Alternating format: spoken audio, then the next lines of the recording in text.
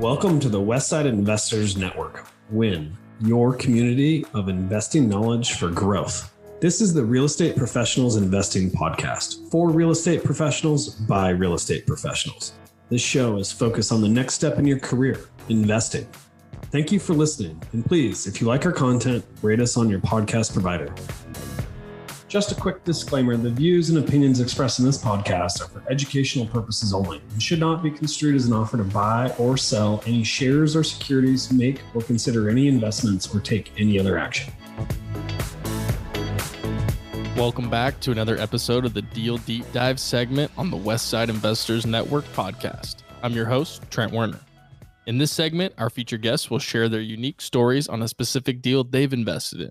We will dive deep into finding the deal, financing the deal, writing an offer, and the due diligence.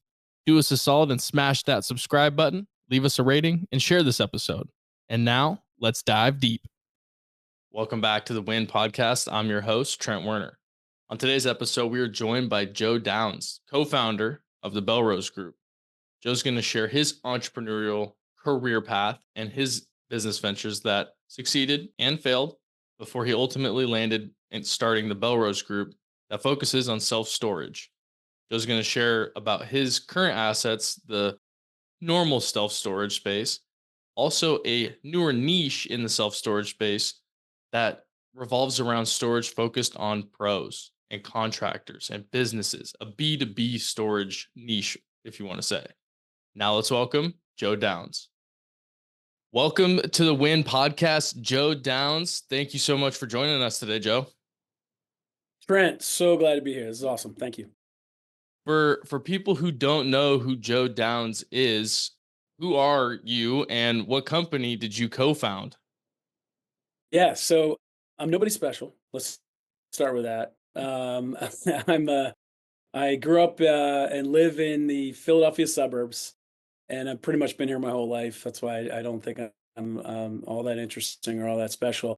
But we have done some unique and interesting things over the course of the years. My business career evolved from being a financial advisor to really learning and figuring out at some point that I was an entrepreneur trapped in a more conforming lifestyle and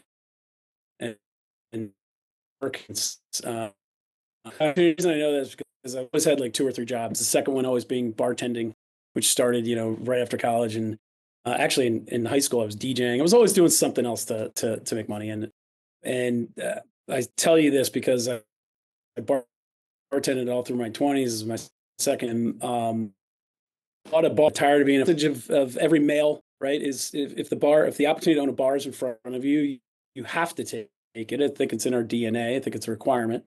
So I took that leap of faith. The bar part was great. The restaurant, not so much. I didn't know what I was doing. I got my proverbial ass handed to me. So, and that's a lesson I lean back on all the time. So I lost probably $100,000 in that venture, but it was an incredible learning experience. Something I always say, you're the winning or learning, right? And that was an incredible experience to learn. Got through it, went through that kind of reinvention process. And you know what? You never know when one door closes, another one opens. If you just keep your head down and keep working forward. I said I'm from Philly, so I'm going to give you a Rocky quote, right? And I'm probably going to butcher it, but I think it was in Rocky 6 where, he says, it's not about how hard you get knocked down. It's about getting back up. Right. So that was kind of that moment for me is I got knocked down pretty hard. And I think, what does he say? That's how winning is done or whatever, I had to get a little Philly in there. So I took a job because I was broke. Took a job with a radio station, selling radio, air, whatever. One of my clients always wanted to be in real estate, and I still wasn't. And I'm in my early 30s at this point. And took a job selling radios. I said 2 clients come along of other clients, 2 real estate based clients come along. One was a mentorship, teaching people how to buy, rehab, and flip or rent single family homes. They happened to become my client, so. There was no excuses anymore. This was my foray into real estate. I started doing that. I was broke, so I started wholesaling first, right? And then another client came along, high-end condo. They advertised on radio. It was a talk radio station. It was a good audience for them. And the guy that was running that project, I became friendly with him. And he introduced me to his friend who had a 1031 exchange syndication business. and they needed a sales guy. And so here I was, selling radio. You can sell that. You can sell 1031 exchanges. So I didn't know anything about commercial real estate. At the time, I barely knew enough to be dangerous in residential real estate. But I learned that business. I ended up raising a whole bunch of money for was mostly multifamily and office syndications, a little bit of hotel. And then this was kind of the beginning this was my second iteration of reinventing myself. So I was either born to be an entrepreneur or I had no choice, one or the other. But in 2008, if you look a little younger, but you probably remember, have heard the stories about what happened with the real estate market, obviously the debt markets, and they all crashed in 8, 9, 10 was not a good time for everybody. So I had to reinvent again. Met a guy who ended up becoming my partner at a tax lien seminar because I was trying to find the next thing. And we didn't go into that business, but we started talking about this. So he had bought a new guys who were selling distressed debt, and it turned out to be second mortgages, residential second mortgages. Whichever we did it out. I'm one of those people. Doesn't mean I'm a coward. It just means what I mean by that is when people are constantly telling you no, no, no, I'm curious why. what haven't you figured out? So that's what I mean by I'm not necessarily running into burning buildings, but see it out. And it wasn't that hard. And it's a lesson in life. It matters who you surround yourself with, right? Because there's always those people that tell you this is stupid, you'll lose your money, you don't know what you're doing. And sometimes there are people that you know better. And so anyway, we figured that business out and just started to grow it. And eventually found a seat at the table. 15 years, we've grown that to one of the largest distressed second mortgage buyers in the country, which is to say we're like the world's biggest, or we are a big fish in the world's smallest pond is a better way to say it. So I say that humbly. There's really, nothing special about that little niche, but it's an amazing niche. But even that niche had its cycles. So there was a period of a couple of years we couldn't buy it because the CFPB put these regulations in place that made it just not worth it for the banks to sell them. So here we are reinventing again, and that's how I found storage. So I tried to condense it for you there quickly, but people always ask me, how'd you get into storage? I'm like, I didn't know the first thing about storage until I got, and literally in the email I got in my inbox was probably 2016 or 17, somewhere in there. And it was an email that said, real estate without toilets, tenants, and trash. And oddly enough, this morning I got another email from a completely different guy. And the headline was real estate without tenants, toilets, and trash. And I chuckled because that's the email that got me into storage. By the way, that was an email where the guy was teaching people how to buy distressed debt, or was running a mastermind for or something. But it was funny that I saw this morning. But so I opened this email because I'm curious, and the subject line I learned later is it's BS. Like tenants are critical to storage. Yeah. Sometimes they leave trash, by the way. But, and frankly, if we're being honest, they're really storing trash, right? It's treasure to them, but it's trash to us. And, but there's no toilets, right? So that part was true. But what struck me as interesting in the email and really got the juices flowing was in the body of the email, it talked about how many storage facilities, or percentage of storage facilities that were owned by the REITs, the institutional guys, versus the mom and pop. And I was floored at the number. And the reason it got my juices flowing is because being in the second mortgage space, it was like the wild, wild west, right? There was almost no regulations in place. It was even just how these things are traded in the second and third tertiary markets. And we cleaned it up, which is why we were part of cleaning it up, which is why we kind of rose to the top in that space. And I'm looking at these numbers and if I'm believing what I'm reading, 80% of storage facilities at the time, now it's probably closer to 70%, because there's been a lot of sunlight on storage, and everybody was talking about storage now. But at the time, it was 80% of these facilities were owned by mom and pop owners. And that to me, just it said to me, holy cow, there is dislocation, there is fragmented information out there. We've got most of this industry not operating efficiently like the REITs. that spells opportunity. And that's what I saw in the second mortgage space too. That spelled opportunity to me, or at least it looked like there was a lot of smoke there, and where there's smoke, there's fire typically. And we were right. So we ended up, the email came from a guy named Scott Myers, who was the first guy to start teaching this business. I'm going to his academy. I bought his at-home course first, ended up going to his academy. We paid him to be mentors, or to mentor us. And it was over 5 years ago, or just about 5 years ago. And we're closing on our 20th facility next week, or 2 weeks. And I couldn't tell you, when I was sitting in his class for the first time, I was like a deer in headlights with storage. Again, I didn't know anything about it. I've never rented a unit, but I'm learning, and I'm super excited, but I'm also like, can this even be done? Can I even buy a facility? And now I teach his academy, I mentor his students, and I tell them, I can't believe I'm standing here talking to you, about to close on my 19th or 20th or wherever I am at the time facility, because I remember vividly sitting in your seats going, can this even be done? So that I hope that wasn't too long, but that's how I got to where I am now. Well, your story is quite a story about resilience, not giving up. And like you said, it's not about how hard you hit, it's about how hard you can get hit and get back down, or get back up, whatever the quote is. I think I you got the butchered it quote too. better than I did. Yeah. But so, I mean, a lot of success comes after failure, right? And you tried. I'm the same way. I don't. It's called shiny object syndrome, right? Where you're always chasing the new niche or whatever you're chasing until you really feel connected, and you're gonna give it your all no matter what, right? Like no matter what you're Yep. chasing, you're gonna go in 100%. But how did I guess how did you know storage was going to be the one that you were like, okay, this burning all the ships, it's me in storage now? How did you finally figure that out after experiencing so many different industries? That's a good question, the way you phrased it, because we had other ships in play. Mm-hmm.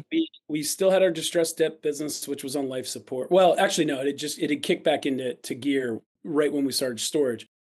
But we have one guy that kind of runs it for us. So there's not a ton that I do on a day to day with distressed debt, and that experience of not buying debt for 3 years told me this was more of a hobby than it is a business, because I can't control it. Right. And Right. we tried to, but it was just really, it was out of our control at the end of the day. So I was out to find a business. Real estate was it. Multifamily. I had raised a lot of money for multifamily as 1031 syndications, but I also knew that was a very crowded space. We weren't in it, and it didn't seem like the type of space where I could really get in and find the same atmosphere that I found in second mortgages, meaning it was almost like a commodity to me. And I'm not saying you can't start in it. And by the way, I love multifamily. I'm a passive investor in it. I just, for what I do and how I do it, I couldn't see how I could create value. Right. And I saw that in storage because of the 80% of mom and pop, that number, that statistic. I just knew in my heart, and it was confirmed when I went to Scott Myers Academy, that they don't operate efficiently, and there is a tremendous upside, and there is the ability to create a lot of value. But it took us still like 6 months to 9 months to really appreciate that, because it was kind of, storage was the new shiny object that I was believing in, and I was starting to put my energy and resources behind. But I still had along the way, we had created a hard money lending company. We were part of a title company. We still had the distressed debt. We were still flipping some houses that because we were doing whatever we could in real estate for a couple of years there to create some cash and see which direction we were going to head. And so when you say, when did you really commit? It was when I think when we found our first deal, and we started to live it and experience it, and they saw the numbers, and it was all coming to life as real.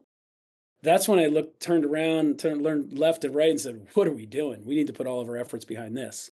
And once we did that, it started to take off. That makes sense. And when you're looking at these deals, especially if they're owned by mom and pop, because I'm assuming that's who you're buying a lot of your deals from, if I had to guess. Mostly, yeah. How are you going and looking at these deals? And aside from just raising raising rental rates on units. How are you creating more value in your deals that you're buying? Well, raising rates is part of it, but not all. That's not the whole story. So the first thing we do is we look at the market. We want to understand, is this a market we want to be in? Is it a growing market, a declining market? What does the median household incomes look like? And by the way, when I say market, a lot of people will ask us, "Hey, is that Trent? I didn't even ask you. Where do you live?" Portland, Oregon. Portland.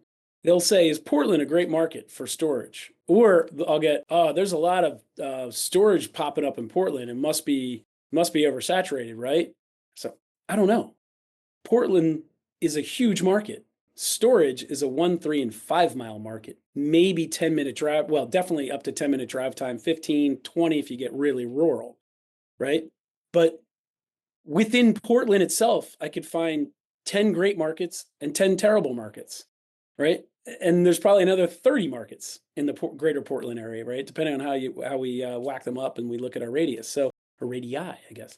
But it's one of those things where you have to look at the market. When I say market, I mean 1, 3, and 5 miles in general, right? And mostly that, for us to determine, is this where I want to be 5 years from now, owning and operating a storage facility? And if not, we move on, right? And by the way, from there, if I do want to be there, it's the demographic and competitive analysis that we do on that 1, 3, and 5 mile market that dictates and determines the assumptions we're going to make when we're looking at the facility, when we're creating a pro forma that says, yes, we can create value here or not, right? So what does that value look like when we can create it? It's certainly raising rates, but it might also be raising occupancy so we can raise rates, right? Increasing occupancy and raising rates. So how are we doing that? Well, if we've determined we can be done in that market, it's a lot of times it's coming in, and a lot of times people think we're there's economies of scale and we're slashing expenses. There are economies of scale, but we're not usually cutting expenses. We're usually increasing them, because what we find with mom and pop owners is they're typically, let's talk about how old they are. They're typically over 65. I'd say the average age of the seller that we're buying from is 70 something. I mean, I haven't asked them specifically, but just anecdotally, I would tell you they're in their 70s typically. Yeah. Which means in large part, they're not very up to date on technology. What does that mean? Well, they might have a website. They might have a website, but it also might be from the MySpace era, right? So meaning it's just a stack. It's not a functional website. The best way to describe it is when we're done adding value, you can find the facility from your cell phone. You can rent a unit on your cell phone. You can pay for that unit on your cell phone. We will tack on tenant insurance or protection, same product, different called different things, from your cell phone, right? And in the future, because storage is just embracing technology across the board, in the future, as they're building these now, there aren't even keypads outside them for the most part. I mean, people might build them with them, but the really advanced ones, it's all Bluetooth now. So everything's done for your cell phone. When we find a storage facility that is what I would say mom and pop managed, that doesn't mean it's not a beautiful looking facility. A lot of them take really good care physically of the facility, although there is a value add component there for a lot of them too. But it's the technology, it's the marketing, it's the management. What are they using software? Are they not using software? And then we get into how do they determine the price? So you talked about raising rates. Sure, we always want to be able to raise rates if you can do it in that environment, right? But even then, a lot of folks who get into the business, or there's even people out there teaching the business, will say, "Oh, just raise rates across the board." Well, is that smart? You got different unit sizes, and so we look at each facility and say, well, we have 5x10s, 10x10s, 10x15s, 15x20s. And I'm not trying to confuse your listeners here. I'm just trying to illustrate there are different unit sizes, and there are different unit sizes in the market, right? Or each unit size has a competitor in the market. So, Trent, you're in multifamily. If you have an apartment building or multifamily complex that's mostly 2-bedroom apartments, but you have a 3-bedroom and a 1-bedroom, you're not raising the rates on the 1, 2, and 3 bedrooms, I'm assuming, the same every time. because it depends on what the occupancy of the market is for 2 bedrooms and 3 bedrooms and one bedrooms. They might be different. Mm-hmm. So that's where and there's another way. I'm leading you towards, there's a dynamic pricing feature to this as well. And I don't know if you know this, the way REITs manage, the institutions manage, you go on let's pick on Public or Extra Space or CubeSmart, any of those. You might, depending on the market, you might go in to rent a unit for one of them. 1 hour, at 10 a.m. you go and you look at the 10 by 10 and it costs X. And at noon, it might cost more or less than that, than you saw at 10 a.m. They are literally pricing their units like airline seats, like hotels. It moves by the demand. We have the same software as they do. We don't quite manage that or change our rates that quickly, but that's where we get into dynamic pricing. So we're looking at the unit mix, and how each unit is, what the occupancy, I should say, of each unit is in the market, what our competitors are charging, and we're pricing based on that way. So mom and pops aren't doing any of that. I walk into mom and pop facilities. Sometimes it's everything's kept in an Excel. That's advanced. No, advanced is they're actually using software, right? And one of the there's 3 or 4 common, maybe 5 now, common software management softwares out there. Advanced is they're using software, kind of grade level, I'll call it, is they're using something else like Excel, or I've seen notebooks. I walked in one guy's facility, he had a whiteboard with magic marker on it, and the unit, so it was a 10 by 10, and if it was, let's say it was $100 a month, if the 100 was in green, they paid. If it was in yellow, they're late. If it was a red, they're delinquent, right? That was his management system. I'm like, my God, I hope the cleaning staff doesn't accidentally rub their shoulder against your management system there. Your information's going, so that's some of the stuff you see when we're talking to the mom and pop facility owners, or, the sellers of it. And by the way, I always want to say this. It always sounds like I'm beating them up when I'm talking about mom and pop, 70-year-olds with their facilities. They're the ones walking away from the settlement table with $1 million, $2 million, $3 million, $4 million. So they did something right. They were pioneers. They either built it or they bought it, 10, 15, 20 years ago, because they saw the need. So I always want to compliment them on being the pioneers and again, walking away with millions of dollars. But it's understandable that, technology, and in particular in storage, because of COVID, technology rapidly took over storage and really aided how we manage these things. So it's almost, if I was 65, 70 years old and now technology is the new thing and I've already made a whole bunch of money and I don't own anything on the storage, I'm probably throwing up my hands too and not conforming to the new way of doing it, and probably just sell the facility myself because I want to go, retire to Florida or whatever. I mean, that's typically what they're doing, by the way. They're buying RVs, they're going to Florida. Mm-hmm. It's a similar story every time.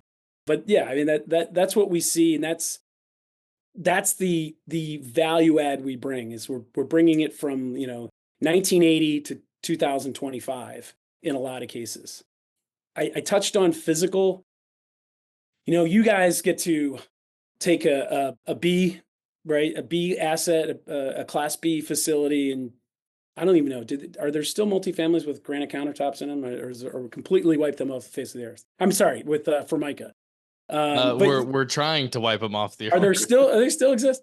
Oh yeah. So, but you guys, where I'm going with this? You get to go in and redo the kitchen, bathrooms, paint, carpet, whatever it is. Show before and after, and everybody goes, "Oh my God, I totally see what you did there. It's very understandable what you did and how you created value." And then you can charge more for that unit, right? We have metal boxes. Like, I can't make them prettier, right? Yeah. So the things we do physically can add value from a security standpoint, from a customer retention standpoint, but that's all we're really doing, right? We're not taking gravel drive aisles and paving them because the ROI isn't there, right? If it's gravel and it's full and the competitors are gravel, what are we doing? Why are we spending that money? What we'll do is we'll add lighting. We'll make sure we have security cameras everywhere so that we can see what's going on. If there's no fencing and it needs it, we'll add it. We'll make sure the gates are working and stuff like that. So we'll make it a more secure, comfortable, safe feeling facility, especially since a lot of customers are women. So you want them to feel safe at all hours of the day if you can. So that's the physical value add we do, but it doesn't have the same effect of what you guys get to do, right? So our real value add is actually in how we manage it and market. And now here's a word from our sponsor. Get things done while you're on the move. Learn more about working with a virtual assistant through Offsite Professionals. It's a great way to get all the things done that you need to get done. Have freedom in your time and streamline your life by automating your business. Stop spending time on the tasks that you can delegate and start spending more time on your superpower. Call us today at 503-446-3177 or visit our website at offsiteprofessionals.com. Uptown Syndication is now offering a syndication coaching program for you to take your real estate portfolio to the next level. This is your opportunity to have experienced syndicators, AJ and Chris Shepard, coach you on your way to controlling your real estate investing future. Our coaching program will provide you with the tools and framework needed to begin syndicating real estate in your target market. Go to uptownsyndication.com today to learn more. And that's kind of what I expected the answer to be, because every time I've only rented a storage unit twice in my life, I think, but every time that I've done it, being 29, or I'm not 29 quite yet, but 28, I'm trying to do everything on my phone, online. And if I have to go in and sign something in person, great. But a lot of the two facilities that I've rented from, like you said, I did everything from my phone. I got my confirmation code and my entry code and all that, and it was easy. And so, I was able to find these units. And so it sounds like the big value add is raising rates, obviously, when they can be raised, as well as the convenience component and the top of mind component of it. You want to be able to be found and it to be easy for someone to come in and rent a storage unit from you, no matter the size, and it be competitive, right?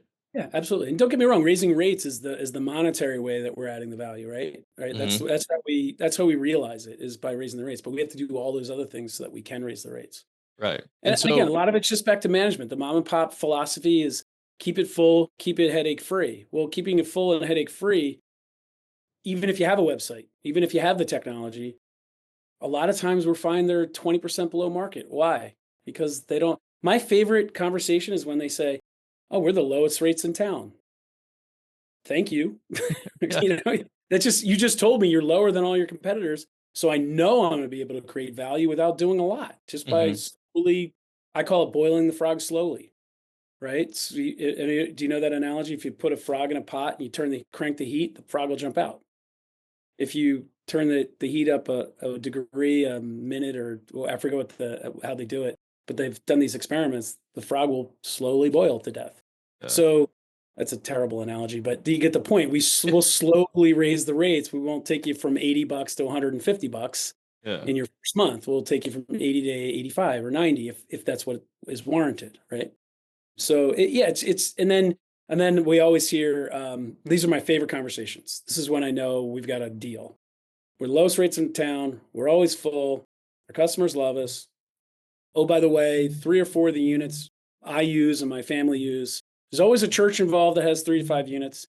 And then there's always 10 to 15 customers who haven't paid in 6 months to 2 years. Don't worry, they're good for it. Yeah. They add up the owner's units, the church units, the delinquent units that are good for it. Oh, and then there's always 10 to 15, 5 to 10, probably more fair, where the doors are broken or the springs are broken. So they're not rented. They're not even in service to rent because they just haven't gotten around to fixing them. You add it all up, there's 20 to 30 units sometimes that aren't even in circulation for revenue, to bring in revenue in a market that's undersupplied. Right. So you got lower rates. We're not even renting them all. So those are the types of things we're looking for with mom and pop. Right. And so we've talked about kind of your classic storage facility, right? The 10 by 10s, 5 by 10s, 10 by 20s, all the units that I'm familiar with. Yeah. You were telling me beforehand, before we started recording, about I could call it kind of a new age, new niche in the storage space, right? And I think everyone is familiar with how popular the classic self-storage has been over the last 10 years, right? Yeah. So what is this new niche that you were describing to me that is maybe not so much business to customer, but business to business. Yeah, I'd love to tell you about it. In fact, we bought a facility in Wilmington, North Carolina that opened our eyes to it. And maybe a good analogy is, before Home Depot and Lowe's, there were small neighborhood hardware stores everywhere, right? That's how I look at storage facilities that are inconveniently servicing needs of business owners and contractors, right? But businesses.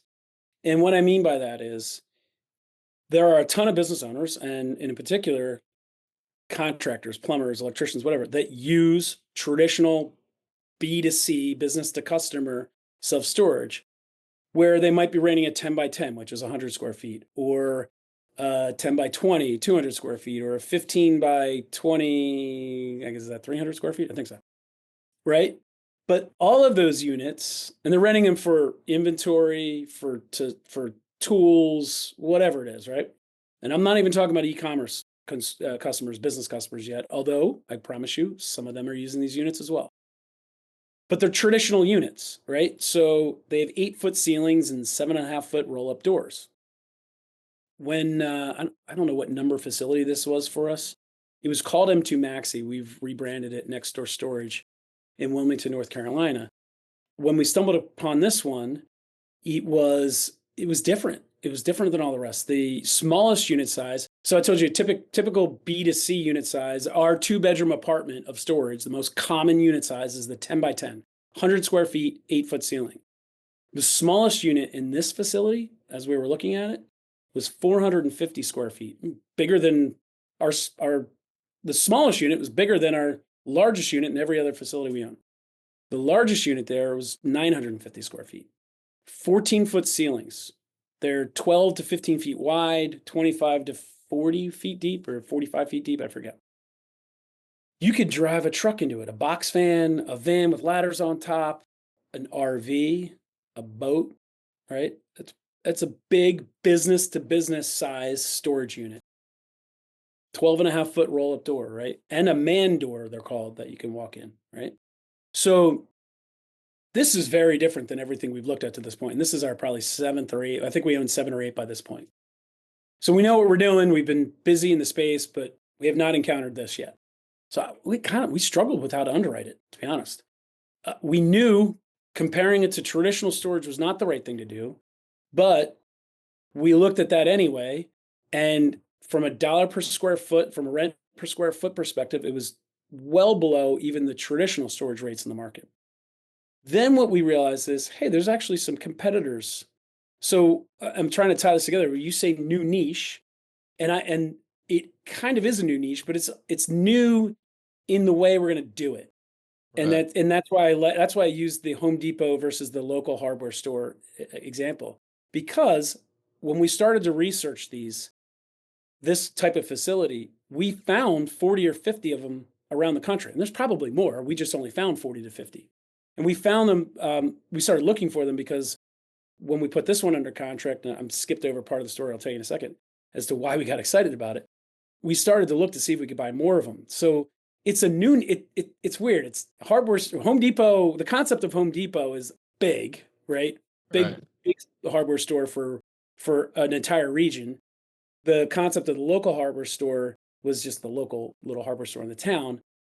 You have these local little B2B, what we've now coined pro storage facilities, but used to be called, or sometimes are called, large format storage facilities.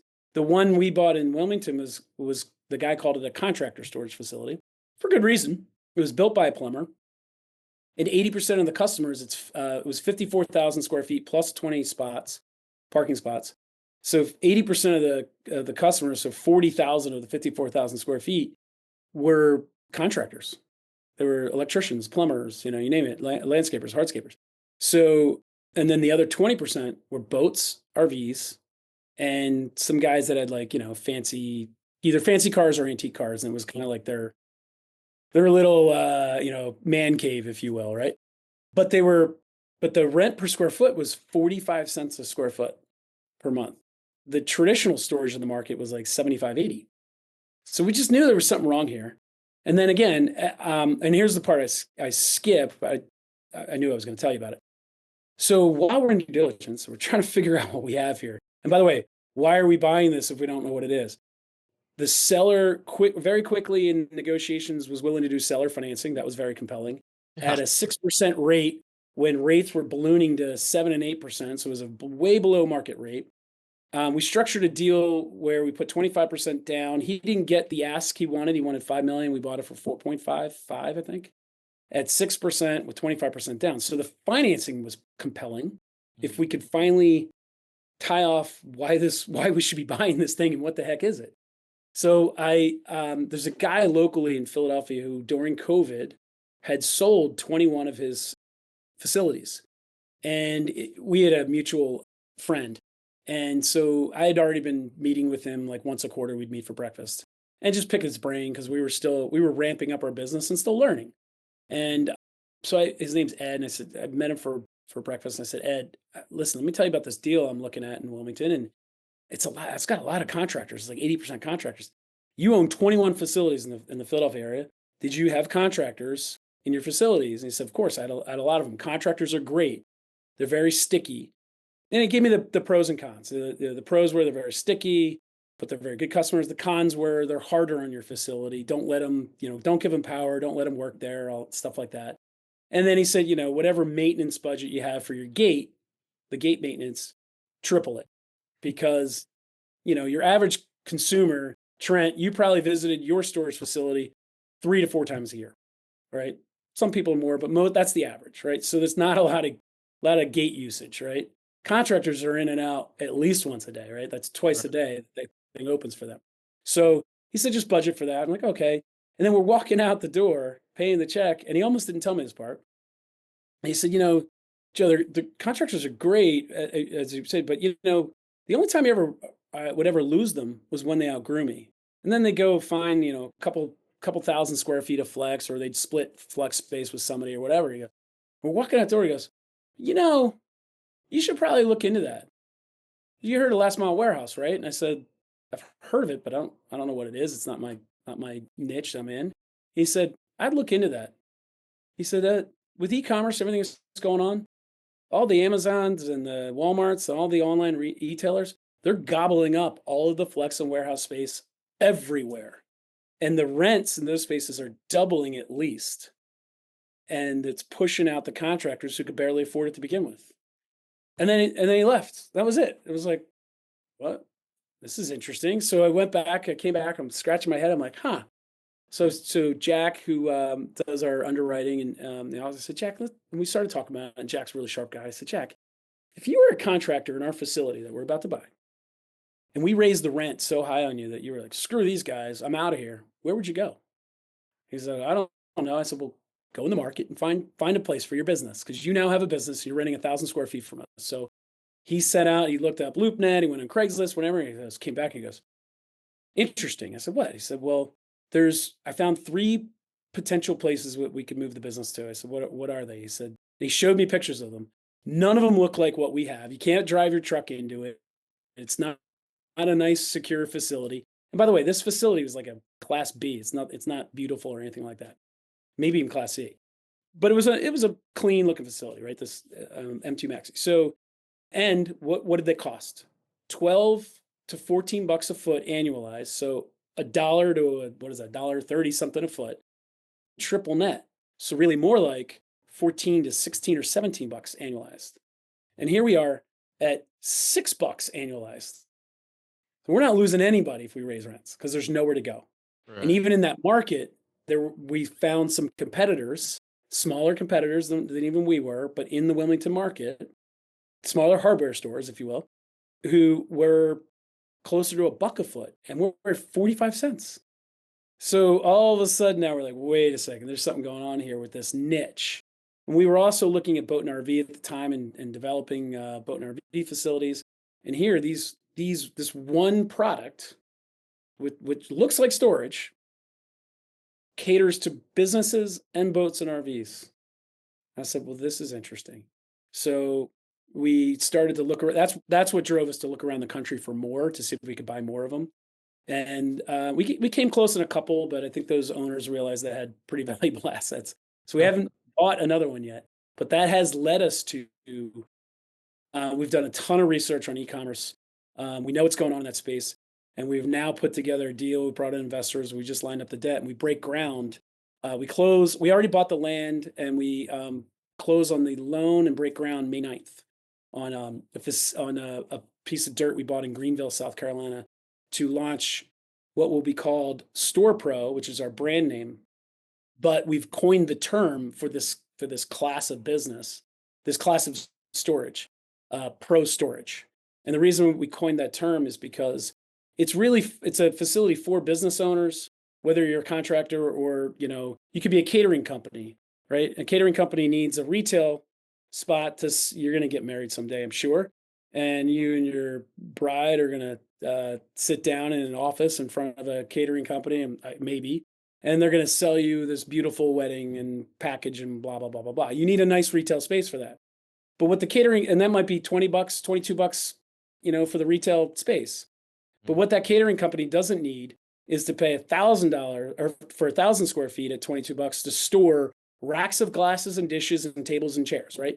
They need flex warehouse for that, or storage, right? So whether you're a contractor who's driving the truck in and leaving it, whether you're a business owner who has business needs, inventory needs, whatever, or a boat or an RV owner who's looking for fully enclosed storage, we cater to all of it. That's why we called it pro storage, because there's no other name that it's really pro for professional, right? But it's a B2B professional or high net worth C facility. So that's, and it's being driven by e-commerce. So I'll just leave you this one stat, and this one just blows everybody's mind. Today, Amazon and Walmart, the two biggest online sellers, they know today that if they can't deliver a product to you same day or next day, they're losing 25% of sales. 25% if they aren't delivering you that product by the next day. That's today. Next year, that number is supposed to go to 50%. What does that mean? That means they have to have everything we want within drivable delivery of us, almost like a Domino's, right? Not 30 minutes, but same day, next day. So it's got to be within a half hour, 45 minutes, an hour of us, where you live, where I live. And it doesn't matter what the product is, because they're losing sales. It's going to be 50% next year. So they are gobbling up all of the infill warehouse, and you see them being built too, the big ones, right? The massive ones being built everywhere. But then also, they're building those in the middle of nowhere, because that's where they can find that much land. But to get to you in a densely populated Portland, or me in the suburbs of a densely populated Philadelphia, they need to gobble up the existing 50,000, 20,000, 100,000 square feet that already exists, and they're doubling and tripling the rents. The demand is tremendous for that space. It's pushing out everybody else that used to occupy it. Hence the need for what we're providing, which is pro storage. And you're also seeing small bay flex pop up. Small bay flex is the same thing we're doing, except you're signing a lease, whether it's 1, 3, or 5 years or whatever you negotiate. It's probably triple net, similar type of space. Maybe you're working in it. Ours is not. It's just storage. So we're meeting those demands for all those businesses. And what we like about ours is it's more flexible. So whether you're seasonal or your business is growing or contract, whatever, you can rent 1,000 from us, 750, 500, 1,000 for a year, 500, another 500 for 6 months, 3 months, whatever. It's month to month lease, so it's storage. So that's I like the way you put it, new niche. It's not a new concept, but it's never been done in mass before. Kind of like Home Depot brought hardware stores into the masses, right, and blew it up everywhere. That's what we're hoping to do here with Pro Storage and Store Pro. Well, and let me ask you, from the one that was pre-existing that you guys bought and basically learned from, right, the trial run of this concept, to the one that you're developing now yourselves, are you building it the exact same way, or are you making some adjustments? Yeah. Okay. And what kind of adjustments are you making? So a great question. So that one is I would say it's a Class C facility, because it's older. It's 20 years old. It's in a business park. It's not we love the deal. Don't get me wrong.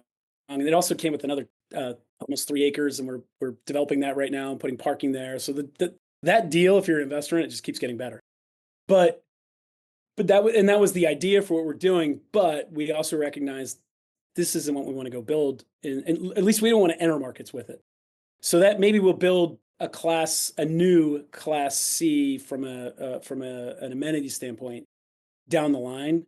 We're building a class A pro storage facility. So the unit sizes aren't much different, but the amenities are. So we'll have power, we'll have a climate control option. You'll have CCTV inside if you want.